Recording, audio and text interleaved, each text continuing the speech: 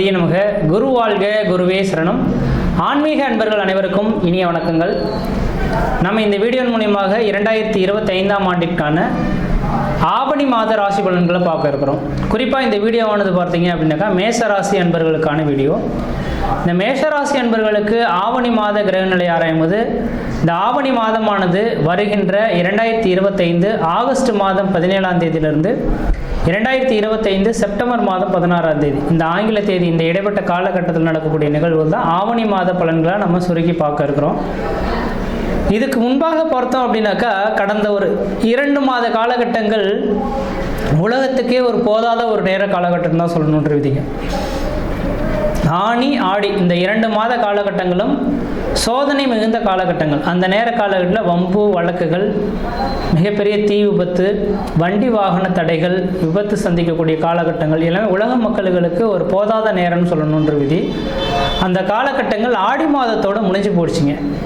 அதனால் நீங்கள் எதுவும் கவலையே பட வேண்டிய அவசியங்கள் கிடையாது. அனைத்து ஜீவராசிகளும் அனைத்து 12 ராசிக்காரர்களுக்கும் ஓரளவுக்கு மிகப்பெரிய சோதனை நீங்கி ஒரு சாதனை படைக்கக்கூடிய ஒரு காலகட்டம் தொடர ஆரம்பிச்சிச்சு.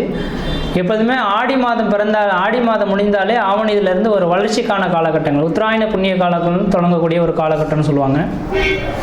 அப்போ இந்த ஆவணி மாத கிரகநிலை ஆராயும் போது மேச ராசியின் அதிபதியான செவ்வாய் பகவான் இதுநாள் வரலும் கேதுவின் பிடியில் மாட்டிட்டு இருந்தார்கள். அப்போ தன்னோட ராசிநாதன் ராகு கேதியின் பிடியில் மாட்டிக்கொள்ளக்கூடிய காலகட்டங்கள் ஒரு பொருளாதார ரீதியாகவும் மன ரீதியாகவும் குழப்பங்கள் சந்திக்கக்கூடிய ஒரு காலகட்டங்கள் கடந்த 2 மாத காலகட்டங்கள் இருந்திருக்கும். அதை கடந்து வந்திருக்கீங்க.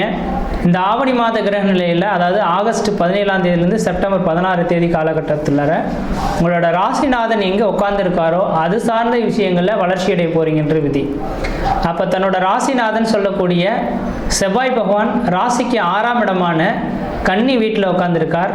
இந்த 6ஆம் இடம் ருணம், ரோகம், சத்ரு, எதிரி, பகை, கடன் சொல்லக்கூடிய இடம் என்றாலும் கூட 6ஆம் இடம் ஒரு மனிதனுக்கு வாழ்வாதாரத்தை கொடுக்கக்கூடிய இடம், தொழிலை நிர்ணயிக்கக்கூடிய இடம் அப்படின்றதுங்க. இது எதுக்காக சொல்ல விரும்புகிறேன் அப்படின்னாக்கா, ஒரு மனிதனுக்கு நிரந்தரமானது தொழில் அமைப்பு. அந்த தொழில் அமைப்பு உயர்ந்தால் மட்டும்தான் அந்த மனிதனுக்கு இந்த உலகத்திலே மதிப்பு மரியாதைகள் உண்டு. அப்போ இதனால் வரலும் நிரந்தரமான வேலைவாய்ப்பு இல்லாமலும் பொருளாதார ரீதியாகவும் கஷ்டப்பட்டவங்களுக்கு பொருளாதார அபிவிருத்திகளும் நிரந்தரமான வேலை வாய்ப்புகளும் உருவாகக்கூடிய காலகட்டம் தொடர ஆரம்பிச்சிருச்சு. அடுத்ததாக பார்த்தோம் அப்படின்னாக்கா, சொந்த தொழில் செய்கின்ற ஒரு எண்ணங்கள் உங்கள் மனதில் இந்த மேசராசி என்பவர்களுக்கு இந்த நேரத்தில் உதயமாகும்.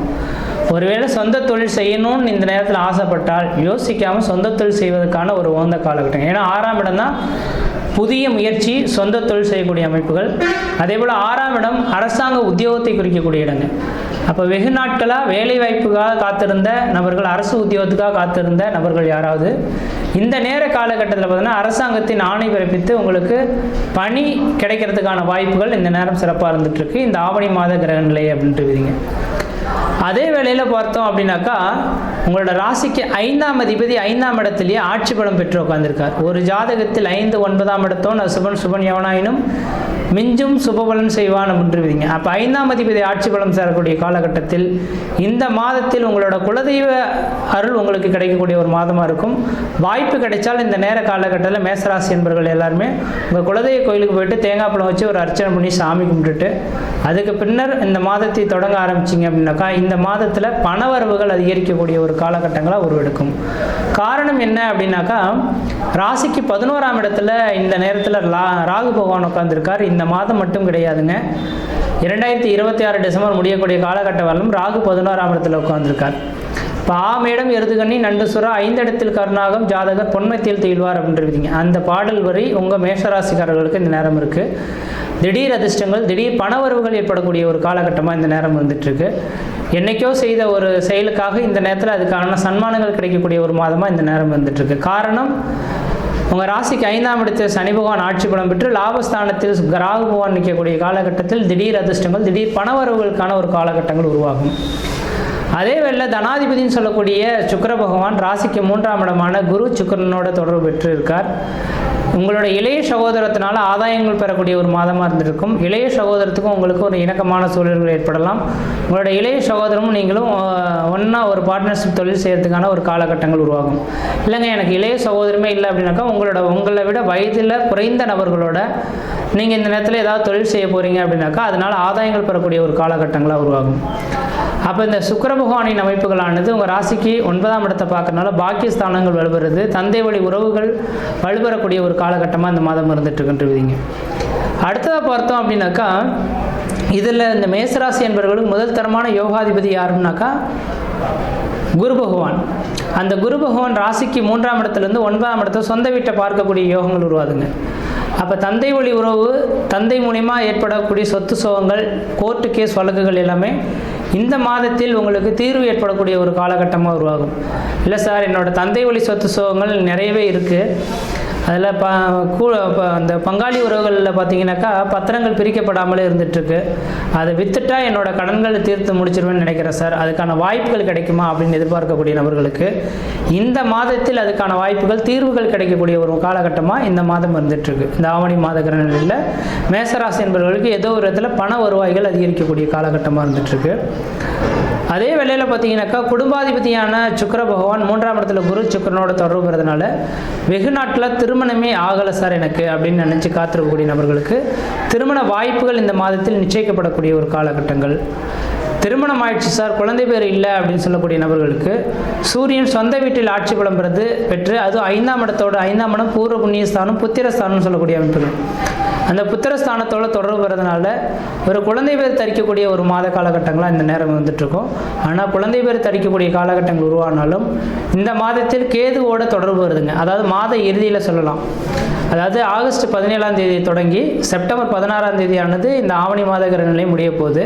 அப்போ குறிப்பாக சொல்லப்போனால் இந்த செப்டம்பர் ஒரு 10 தேதியிலிருந்து 16 தேதி காலகட்டம் வரலும், அப்போ லாஸ்ட்டு ஒரு 6 நாட்கள் சூரியன் கேது இணையக்கூடிய நாட்கள் உருவாகும். பெற்றெடுத்த குழந்தைகளுக்கு உடல் ரீதியான தொந்தரவுகள், மருத்துவ செலவுகள் அவ்வப்போது வந்து போகலாம், அல்லது புதுமையாக யாருக்காக குழந்தை தரிக்கலாம். ஆனால் அந்த நேரத்தில் அபார்ட் ஆகிறதுக்கும் வாய்ப்புகள் இருக்குது, கொஞ்சம் எச்சரிக்கையாகவும் இருக்கக்கூடிய காலகட்டங்கள். ஆனால் இந்த நேரத்தில் உருவாகக்கூடிய கருத்தரிக்கக்கூடிய விஷயங்களை நீங்கள் தான் சரியாக பாதுகாத்து கொள்ளணுன்றீங்க. அந்த ஒரு 6 நாட்கள் மட்டும் கடந்துட்டோம் அப்படின்னாக்கா சூரியனை கடந்து கேதுவை கடந்து சூரியன் கடந்து போயிடுவார், அதனால் பெரிய லெவல் பாதிப்பு இருக்காது. அப்போ இந்த மாதத்தில் குழந்தை பேர் இல்லாத நபர்கள் குழந்தை பேர் தரிக்கிறதுக்கான வாய்ப்புகள் உண்டு. திருமணம் ஆகாத நபர்கள் திருமண வாய்ப்புகள் கூடி வரும். சொந்த தொழில் இல்லைன்னு கஷ்டப்படக்கூடிய நபர்களுக்கு சொந்த தொழிலில் கொடிகட்டி பறக்கக்கூடிய காலகட்டங்கள். தனியார் துறை வேலைவாய்ப்பில் உங்களுக்குன்ற ஒரு அங்கீகாரம் கிடைக்கக்கூடிய காலகட்டங்கள்.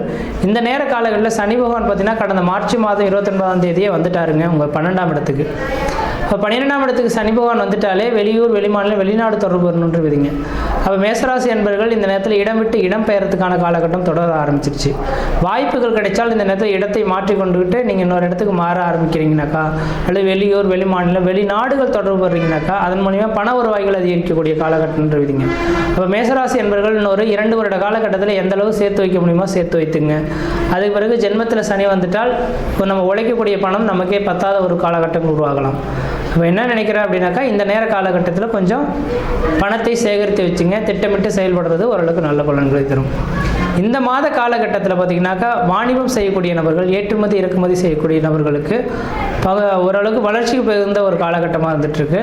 அதனால் வாணிபம் வியாபாரம் சம்மந்தப்பட்ட துறையில் இருக்கக்கூடிய நபர்கள் ஓரளவுக்கு வளர்ச்சி மிகுந்த காலகட்டமாக இருந்துகிட்ருக்கு.